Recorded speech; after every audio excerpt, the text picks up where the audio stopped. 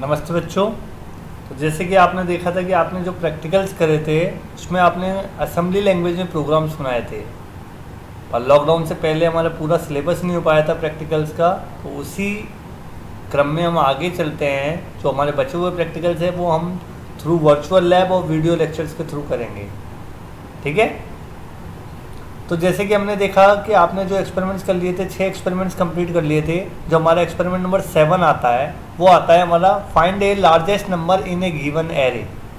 मतलब हमें एक लार्जेस्ट नंबर एक एरे में निकालना है कि कौन सा हमारा लार्जेस्ट नंबर होगा, ठीक है। तो उसके लिए हम कर लेते हैं, आगे चलते हैं आगे। तो हमारा एम क्या है? Write a program, write a assembly language program to find the largest number from a given array. Okay, ये हमारा एम ऑफ एक्सपेरिमेंट है। फिर हमारा जो अगला टॉपिक आता है इसी में ही अबाउट द एक्सपेरिमेंट होता है। मतलब हमने एम ऑफ एक्सपेरिमेंट ये यूनिवर्सिटी डिफाइन करती है, पर अबाउट द एक्सपेरिमेंट मतलब हम एक्सपेरिमेंट में क्या करना चाहते हैं, क्यों करना चाहते हैं, कैसे करेंगे, मतलब what, why and how. These are the characteristics of an performing an experiment. एक एक्सपेरिमेंट को करने के ये 3 तरीके होते हैं, क्या करेंगे, क्यों करेंगे और कैसे करेंगे, क्योंकि यही चीज़ है एक एक्सपेरिमेंट की महत्वता को समझाती है। तो हमने बोला कि in this experiment we will write down the assembly language program. इस एक्सपेरिमेंट में हम असेंबली लैंग्वेज प्रोग्राम लिखेंगे यूजिंग 8085 इंस्ट्रक्शन सेट। 8085 के इंस्ट्रक्शन सेट को यूज़ करते हुए हम एड्रेसिंग मोड्स को स्टडी करेंगे और टाइप्स ऑफ इंस्ट्रक्शंस को स्टडी करेंगे, राइट। फिर हम सिंटैक्स देखेंगे, असेंबली लैंग्वेज का सिंटैक्स क्या होता है और प्रोग्राम को कैसे स्टोर करा जाता है मेमोरी में, राइट। पूरी ALU की वर्किंग देखेंगे कि कौन सी बस पे क्या डाटा आ रहा है, क्या चीज़ चल रही है। फिर हम स्टोर करेंगे 10 नंबर्स। अगर आप 5 नंबर का एरे लेना चाहते हो 5 नंबर का ले लो, 10 नंबर का एरे लेना चाहते हो 10 का ले लो, 100 का लेना चाहते हो 100 का ले लो आप। 10 नंबर्स ऑफ 8 बिट, क्योंकि 8085 8 बिट का प्रोसेसर है तो आपके पास में जो नंबर्स होंगे वो 8 बिट के ही होंगे। डिफरेंट मेमोरी लोकेशन पे हमने स्टोर कर दिया एरे में।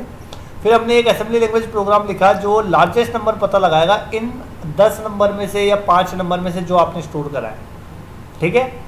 और जो लार्जेस्ट नंबर है उसको फिर हम किसी पर्टिकुलर मेमोरी लोकेशन पे स्टोर करा देंगे, राइट है। लास्ट में हम क्या करेंगे, प्रोग्राम को लोड करेंगे मेमोरी में और हेक्साडेसिमल कोड लिखेंगे, उसका ऑप कोड लिखेंगे, एग्जीक्यूट कराएंगे और रिजल्ट को एग्जीक्यूट करेंगे, ठीक है। हम फ्लैग का स्टेटस भी ऑब्जर्व करेंगे, टोटल इंस्ट्रक्शंस कितने एग्जीक्यूट हुए हैं वो देखेंगे, नंबर ऑफ क्लॉक साइकिल कितनी लगी है पूरे प्रोग्राम में वो भी देखेंगे। तो 8085 अब टर्मिनोलॉजी जो हमारी आती है वो ये आती है कि आप इस एक्सपेरिमेंट से रिलेटेड क्या क्या टर्म्स होती हैं।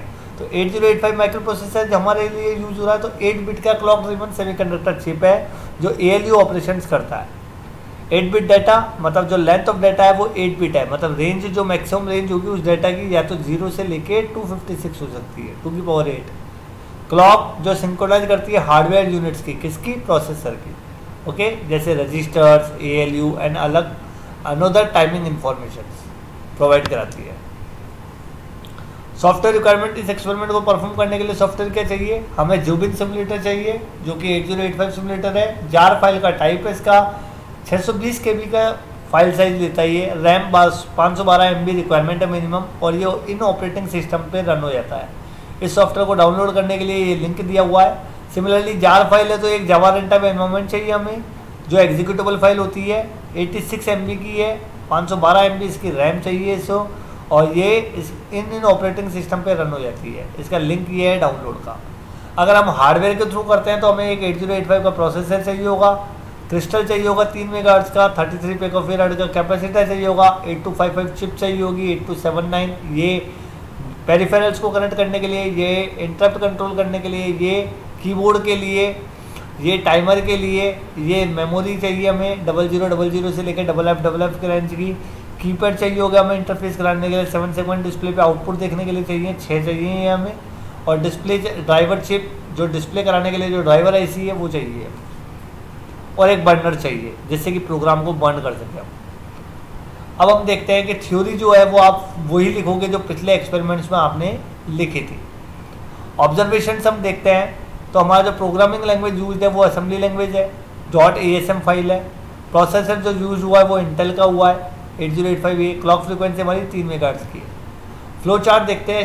फ्लो चार्ट में सबसे पहले स्टार्ट हुआ, फिर हमने क्या करा, 5 नंबर लोड कर लिए जो 3000H मेमोरी लोकेशन से स्टोर्ड है, और मेमोरी पॉइंटर को इनिशियलाइज कर दिया 3000H से। फिर हमने कैरी को सेट करके उसको कॉम्प्लीमेंट कर दिया जिससे कि कैरी 0 हो जाए। फिर हमने काउंटर की वैल्यू को 4 से लोड कर दिया, ये कंपेयर है, टोटल नंबर ऑफ कंपेयर मतलब टोटल नंबर्स -1। फिर हमने मेमोरी को एक्यूमुलेटर में ट्रांसफ़र करा, मतलब मेमोरी के कंटेंट को एक्यूमुलेटर में ट्रांसफ़र करा, ठीक है। फिर हमने एक्यूमुलेटर और मेमोरी को कंपेयर कराया। कंपेयर कराने के बाद में हमने देखा कैरी सेट नहीं हुई है, तो मतलब कॉपी कर दो मेमोरी कंटेंट को एक्यूमुलेटर में। मतलब हम यहाँ पे अगर कैरी नॉट सेट है और कैरी सेट है, उस दौरान हम स्वैपिंग ऑपरेशन करवा रहे हैं, ठीक है। अब डिक्रीज कर देंगे काउंटर को, मतलब कैरी नॉट सेट है। तो इसमें जो सबसे बड़ा लॉजिक जो लगता है लार्जेस्ट नंबर फाइंड आउट कराने में, अगर एक्यूमुलेटर जो है वो मेमोरी से अगर बड़ा हो रहा है, मेमोरी से बड़ा हो रहा है, ठीक है, तो हमारी कैरी नॉट सेट होती है। पर अगर एक्यूमुलेटर छोटा है तो कैरी सेट हो जाती है। क्लियर है? तो कैरी नॉट सेट है मतलब एक्यूमुलेटर बड़ा है, और अगर कैरी सेट है तो एक्यूमुलेटर छोटा है। तो उस केस में हम क्या करेंगे वो चीज़ हम देखते हैं। तो हमें स्वैपिंग की ज़रूरत पड़ेगी, ये हमारा स्वैपिंग ऑपरेशन। फिर हम डिक्रीज़ करेंगे काउंटर को तब तक डिक्रीज़ करते रहेंगे जब तक ये वो 0 नहीं हो जाए। जैसे ही वो 0 हो जाता है ऑपरेशन को रोक देंगे, ठीक है। अब देखो आपका एल्गोरिथम ये कहता है कि आप स्टार्ट करो, स्टोर कर लो 5 नंबर, इनिशियलाइज कर दो मेमोरी पॉइंटर को 3000H से, क्योंकि आपका नंबर 3000H से स्टोर्ड है। सेट करेंगे हम और कंप्लीमेंट करेंगे कैरी को काउंटर में, मतलब काउंटर में लोड काउंटर 4 से, क्योंकि इतने ही कंपैरिजन होंगे, 5 - 1 4। कॉपी करेंगे हम content of memory to accumulator, memory से एक्यूमुलेटर में पहला नंबर ले आएंगे अपन, 3000H पे जो नंबर है वो हमारा एक्यूमुलेटर में आ जाएगा। फिर मेमोरी को बढ़ाएंगे, मतलब मेमोरी अगला नंबर पॉइंट आउट करेगी। कंपेयर करेंगे एक्यूमुलेटर और मेमोरी को। अगर हम कैरी नॉट सेट है, कैरी नॉट सेट है मतलब हमारा कैरी बोर्ड जो नंबर है वो बड़ा है एक्यूमुलेटर में, तो हमारे लिए तो यही है। तो हम सीधे jump to step 10। Jump to step 10 क्या है, काउंटर को डिक्रीज़ करो, और काउंटर को डिक्रीज़ करके ये चेक करो कि नॉन जीरो तो नहीं हो। क्या नॉन जीरो है तो गो टू स्टेप 6, वापस इंक्रीज़ कर दो मेमोरी पॉइंटर को। अगर कैरी सेट हो जाती है तो आप स्वैपिंग ऑपरेशन करोगे, मतलब copy memory content to accumulator, ठीक है, और फिर वो इंक्रीमेंट कर दोगे, ठीक है। ये हमारा चलते हैं। अब हम इस प्रोग्राम को रन करके देखते हैं। प्रोग्राम को रन करने के लिए हम यहाँ देखेंगे कि हमारा जो प्रोग्राम है LXI-H, ये हमने मेमोरी को इनिशियलाइज करा है पॉइंटर के थ्रू। फिर हमने कैरी को सेट कर दिया, फिर हमने कैरी को कॉम्प्लीमेंट कर दिया, मतलब कैरी अब 0 हो गई है, ठीक है। फिर हमने काउंटर को लोड करा 4 से, क्योंकि हमने टोटल नंबर 5 लिए हैं, तो 5 - 1 4 से काउंटर को, क्योंकि इतने नंबर अभी कंपैरिजन होंगे। फिर हमने मेमोरी को एक्यूमुलेटर में ट्रांसफ़र कर दिया, मतलब जो मेमोरी जिसको पॉइंट आउट कर रहा था नंबर को, वो एक्यूमुलेटर में ट्रांसफ़र हो गया, ठीक है। फिर हमने मेमोरी को इंक्रीज़ करा, मतलब मेमोरी अब अगले नंबर को पॉइंट आउट कर रही है। फिर हमने एक्यूमुलेटर और मेमोरी दोनों को कंपेयर कराया, राइट, मतलब पहला नंबर दूसरे नंबर से कंपेयर हो रहा है। अब यहाँ पे हमने कहा अगर कैरी जनरेट नहीं होती है तो सीधे XYZ पे कूद जाए, मतलब काउंटर डिक्रीज़ कर दे, और अगर कैरी जनरेट हो जाती है तो मेमोरी को A से बढ़ा दे, ठीक है, और मेमोरी का जो कंटेंट है वो A में डाल दे। अगर कैरी जनरेट होती है, तो नहीं होती है तो काउंटर डिक्रीज़ कर दे। फिर मेमोरी का A में आ जाएगी, फिर काउंटर डिक्रीज़ होगा, फिर काउंटर को देखेंगे 0 तो नहीं हो गया, काउंटर 0 नहीं हुआ है तो वापस मेमोरी को इंक्रीज़ करो। ऐसे करके ये स्टेप तब तक चलेगी जब तक आपका काउंटर 0 नहीं हो जाए। और फिर जो फाइनल रिजल्ट है वो एक्यूमुलेटर में है, मतलब लार्जेस्ट नंबर जो है वो हमारा एक्यूमुलेटर में रखा हुआ है, उसको हम 3050 पे स्टोर करा देंगे। RST5 ये है, अगर RST5 नहीं लगाते तो प्रोसेसर एक एग्जीक्यूटिंग स्टेट में चल जाता है, वहाँ से अगर हम किसी रजिस्टर का कंटेंट देखना चाहते हैं तो वो नहीं देख सकते, क्योंकि हमें रीसेट मारना पड़ेगा। रीसेट होते ही हमारे सारे रजिस्टर्स के कंटेंट उड़ जाएंगे। इसलिए हम RST5 का मतलब है एक तरह से ये इंटरप्ट है, रीस्टार्ट इंटरप्ट, जो प्रोसेसर को एग्जीक्यूटिंग स्टेट से उस इंटरप्ट पे ले जाता है, जैसे कि हमें रजिस्टर्स के कंटेंट देख सकते हैं। हॉल्ट जो प्रोग्राम को टर्मिनेट करेगा। अब आइए हम इसको असेंबल करते हैं, मतलब इसको हेक्साडेसिमल कोड देखते हैं। तो जैसे हमने असेंबल करा तो ये इसके हेक्साडेसिमल कोड आ गए जो मेमोरी में लोड हो गए, राइट। अभी हम प्रोग्राम को स्टोर करवाने 0000 से स्टोर्ड है ये हमारा प्रोग्राम, क्लियर है। अब हम देखते हैं कैसे रन करता है ये।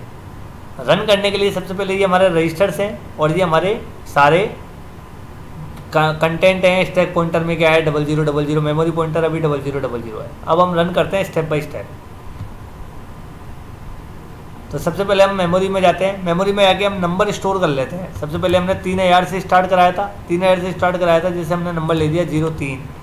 फिर हमने नंबर 3000 के बाद में 3001 पे हमारा जो अगला नंबर है वो 0A है, मतलब 10, राइट। फिर हमारा जो अगला नंबर है वो 3002 है, इस पर हमने ले लिया 16। फिर हमारा जो अगला नंबर है वो है 3003, इस पर हमने ले लिया 10 4। फिर हमारा जो अगला नंबर है वो क्या है 3004, इस पर हमने ले लिया 09। तो हम देख रहे हैं यहाँ पे 3000 से लेकर 3004 5 नंबर हो गए। इनमें से 16 सबसे बड़ा है, क्योंकि 0A का मतलब होता है 10 और जो 16 का मतलब होता है ये होता है डेसिमल नंबर में 22, राइट। तो अभी 16 सबसे बड़ा है, ये हम जानते हैं। तो अगर हम चेक करें अब, तो हम कैसे देखेंगे कि हम इसको स्टेप बाय स्टेप रन करते हैं। फॉरवर्ड करा हमने, स्टेप बाय स्टेप देखा हमने, तो रजिस्टर्स में देखिए अब ये मेमोरी लोकेशन देखो 3000 आ गई है। HL जो है मेमोरी लोकेशन 3000 को पॉइंट करता है, और मेमोरी में क्या आ गया 3 क्यों आया, क्योंकि 3000 पे हमने 3 रख रखा है। फिर हमने इसको वापस करा, STC कैरी हमारी 1 हो गई, देखिए कैरी हमारी 1 हो गई है। फिर हमने कॉम्प्लीमेंट करा कैरी को, तो कॉम्प्लीमेंट हो गई, कैरी हमारी 0 हो गई है। फिर हमने आगे करा तो काउंटर C में 4 आ गया है। फिर हमने आगे करा है तो हमारा जो है वो नॉर्मली मेमोरी का कंटेंट A में आ गया, देखिए एक्यूमुलेटर में 3 आ गया क्योंकि मेमोरी का कंटेंट 3 था। फिर हमने INX करा, INX करते ही देखिए 3001 हो गया ये, और अगला नंबर हमारा 10 था A। फिर हमने कंपेयर कराया, कंपेयर कराते ही ये देखिए आप, अब कंपेयर हो गया तो कैरी सेट हुई है नहीं हुई है, कैरी सेट हो गई है। देखिए कैरी सेट हो गई है तो मतलब ये यहाँ चेक होगा कैरी सेट हुई है या नहीं हुई है, पर कैरी सेट हुई है। फिर हमने देखा कैरी सेट हुई है तो मेमोरी का कंटेंट A में चल गया, मेमोरी का कंटेंट A में चल गया क्योंकि एक्यूमुलेटर बड़ा था तो एक्यूमुलेटर में वो A आ गया, 10 आ गया। फिर हमने काउंटर को डिक्रीज़ करा, काउंटर 3 हो गया। फिर हमने JNZ ABC को JNZ ABC काउंटर की वैल्यू भी अब कितनी हो गई है 3 हो गई है। फिर हम देखेंगे काउंटर 0 तो नहीं हुआ, नहीं हुआ, तो INX अब 3002 हो गया, 3002 तो मेमोरी अब क्या है 3002, तो इस पर जो नंबर है वो हमारा अब 16 है, ठीक है। फिर हमने वापस कंपेयर कराया एक्यूमुलेटरों को मेमोरी को, तो 10 से छोटा है 16 से, तो कैरी अब की बार जनरेट नहीं होगी। तो ये 10 छोटा है 16 से, तो हमें 16 हमें ऊपर लेना पड़ेगा, राइट। 16 हमें एक्यूमुलेटर में देना पड़ेगा, तो हमें 16 एक्यूमुलेटर में देना पड़ेगा। अब 16 इधर आ गया, ठीक है, मतलब लार्जेस्ट नंबर हम एक्यूमुलेटर में लेते जा रहे हैं। फिर हमने वापस काउंटर को डिक्रीज करा तो काउंटर कितना हो गया 2, ठीक है। फिर हमने JNZ ABC करा, मतलब यहाँ पे हम चेक करेंगे कि 2 क्या 0 के इक्वल है, नहीं है, तो वापस ऊपर कूद जाएगा। फिर हमने INX करा, INX करते ही हमारा वैल्यू जो है वो 3003 हो गया। 3003 होते ही हमारा जो मेमोरी का कंटेंट है वो 4 हो गया, ठीक है। फिर हमने कंपेयर कराया कंपेयर M कराया, तो देखिए 16 कंपेयर हो रहा है अब 4 से, तो अब 16 बड़ा है तो कैरी रिसेट ही रहेगी, कैरी देखिए अब रिसेट ही है। और कैरी रिसेट है तो हमें कोई स्वैपिंग हमें एक्यूमुलेटर में डालने की जरूरत नहीं है, हमारा लार्जेस्ट नंबर एक्यूमुलेटर में ही है, तो काउंटर सीधे डिक्रीज हुआ, आपकी बार ये स्टेप एग्जीक्यूट नहीं हुई। अब हमारा देखिए काउंटर कितना हो गया 1। फिर हमने नेक्स्ट करा तो ये देखिए JNZ ABC वापस चल गया। फिर हमने वापस करा INX 3004 हो गया, तो अगला नंबर 9 है, अगला नंबर 9 है। तो फिर हमने कंपेयर कराया 16 और 9 को, 16 बड़ा है अभी भी, तो हमें कोई ज़रूरत नहीं है कि मेमोरी का कंटेंट एक्यूमुलेटर में ले जाएं, हमें कोई स्वैपिंग की ज़रूरत नहीं है अभी। तो हम यहाँ देखेंगे सीधे काउंटर अब कितना हो गया 0, काउंटर 0 होता ही अब JNZ वाला जो है वो बैक नहीं जाएगा, अब की बार सीधे वो आगे चल जाएगा। और जो स्टोर है वो एक्यूमुलेटर हमारा 3050 पे स्टोर हो गया, क्योंकि एक्यूमुलेटर में हमारा सबसे बड़ा नंबर है, ठीक है। RST 5 में होता ही हमारा इंटरप्ट हो गया और ये हमारा हॉल्ट हो गया। तो ये देखेंगे 3050 पे हमारा सबसे लार्जेस्ट नंबर आ गया है, ठीक है। तो ये हमारा लार्जेस्ट नंबर फाइंड आउट करने का प्रोग्राम था। Thank you.